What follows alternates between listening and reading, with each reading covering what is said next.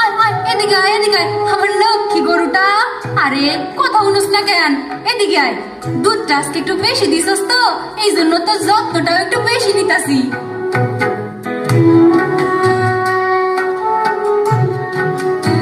আরে শিল্পী আপা, কেমন আছেন? ভালো রে, খুব ভালো। তুই কেমন? এই কয়দিন খুব কষ্টে আছি আফা, সংসার চালানোই কঠিন হইয়া গেছে। বাইরে দৌড়লে কয় একমাত্র উপায় বিদেশ যাওয়া। আমার স্বামীর এক আত্মীয় আছে, সে নাকি লোক পাঠায়, কয় পাসপোর্ট টিকেট সব নাকি হ্যাঁ করবো, শুধু আমার কিছু টাকা দিলেই হইব। ভাবতাছি যাবো কিনা।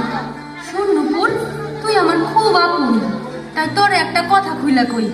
এই যে আমি এখন গরু পালি, খামার করছি, ছেলের বিয়া দিছি, সব শুরু হইছে একটা প্রকল্প দিয়া। IOM এর মানব পাচার প্রতিরোধ ও জীবন উন্নয়ন প্রকল্প। এইটাই আমার জীবন পাল্টাইছে রে।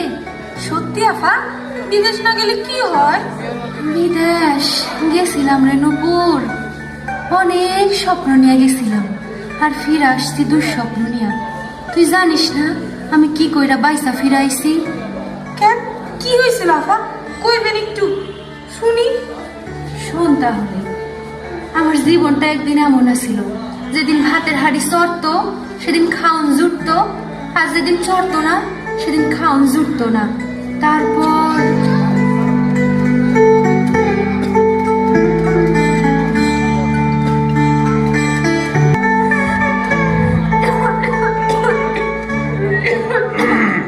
কেমন আছিস রে শিল্পী?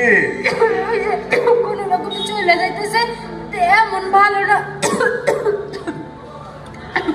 ছেলেটার স্কুলে সারাই দিতে হইছে, খাবার জুটানোই দায়। শোন, তোকে একটা কথা বলি, এক কাজ কর, বিদেশে চলে যা। এইখানে এমনি থাকার চাইতে বিদেশে গিয়ে কাম কর, খালি রিয়াল কামাবি, তোর পোলারে টাকা পাঠাবি আর তুই আরামে থাকবি। বিদেশে আমি কেমনে যাবো? আমার কি আর সেই যোগ্যতা আছে? সব আমি দেখব, চিন্তা করিস না। সৌদি যাবি, এক বাসায় কাজ করবি, খুব ভালো পরিবার, ঘরের কাজ বাচ্চা সামলানো তুই পারবি, মাসে ভালো ইনকামও করবি।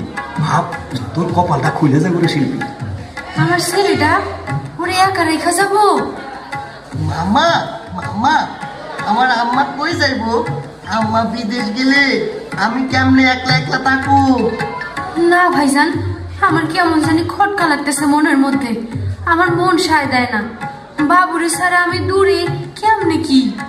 ছেলের ভবিষ্যতের কথা ভাব, তুই টাকা কামাইলে ওর জন্য অনেক কিছু করতে পারবি। এখন যা আছিস